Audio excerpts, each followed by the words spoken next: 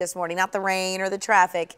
Word that Chris Mack is trading in that Xavier blue for Louisville red. It becomes official today in Louisville, and that's where we sent Keenan Singleton. He's been there throughout the night and joins us now with the latest. Keenan. Hey there, Catherine. Yeah, they say it's good luck if it rains on your wedding day. We're getting plenty of moisture here in Louisville as we're just hours away from Chris Mack officially taking the head coaching position at the University of Louisville as their head coach. Now, we knew yesterday that it wasn't breaking news that Chris Mack was headed to Louisville, but there's still plenty of breaking hearts around the tri-state. Now, Chris Mack is the all-time winningest coach at the University of Louisville. At the University of Xavier University after 9 years with the Musketeers. So we traveled down to Louisville to talk to WHAS 11 sports director Kent Spencer to get a sense of why Louisville felt that Mack was their man.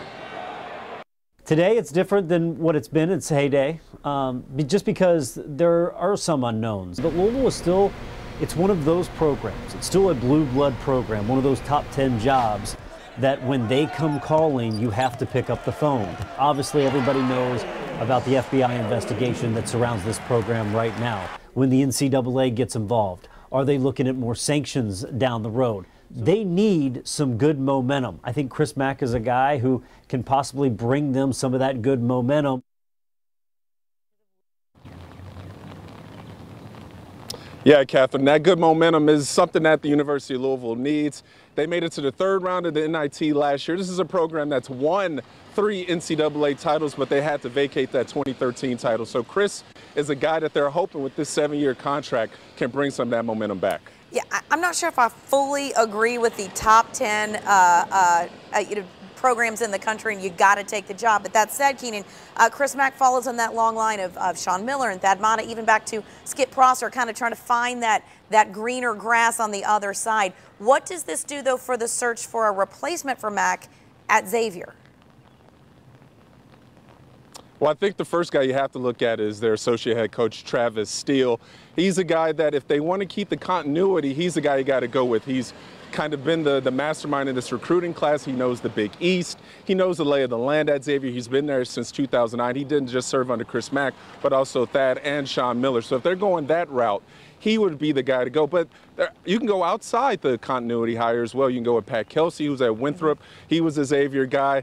And I kind of like, I know maybe some people on Victory Parkway might not like this name, but Thad Matta, I mean, he's a guy that needs a job, and he knows how to win at Xavier.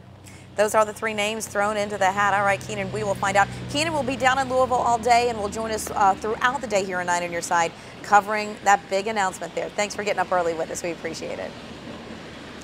Well, it may be weeks before we find out why a tri-state superintendent was ordered to go on paid leave. Superintendent Tony Orr's been on administrative leave since early February. Still, though, no one involved has specified the reason for his suspension. The school district is investigating alleged violations of school board policies, but the board refuses to expand on what exactly is under investigation right now. The school district's attorney tells our partners at the Journal News more information is weeks away, not days away.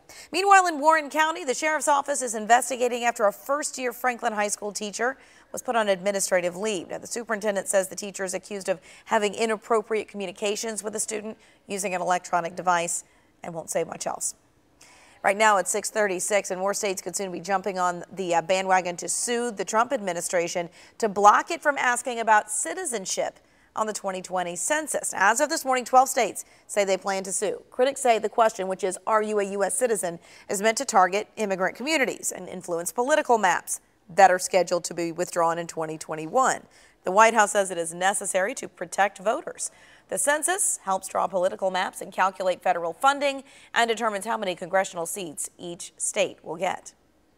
9 on Your Side has been telling you since last fall about the ER policy change from Anthem, and in many cases what it means is the insurance company will not cover your emergency room visit if a diagnosis is not an emergency.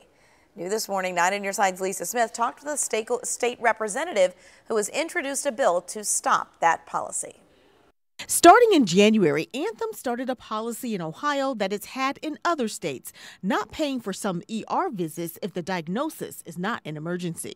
You're saying that when I go to the emergency, I have to self-diagnose myself. State Representative Alicia Reese has introduced a bill in the Ohio House to outlaw the Anthem policy. It's House Bill 536. Don't test it in Ohio, and that's what this bill says. This bill says it would be illegal to have this type of practice, no matter who you are.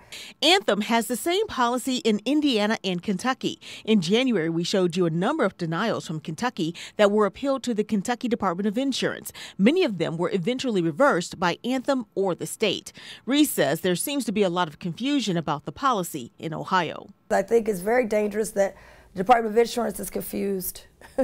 The citizens are confused. The only one that understands what's going on is Anthem. Reese is also asking for a moratorium. She's already talked to the governor and the attorney general about looking into the policy. We see what's happening in Kentucky. We see what's happening in Missouri. We don't have to wait for it to happen here. Lisa Smith, 9 on Your Side.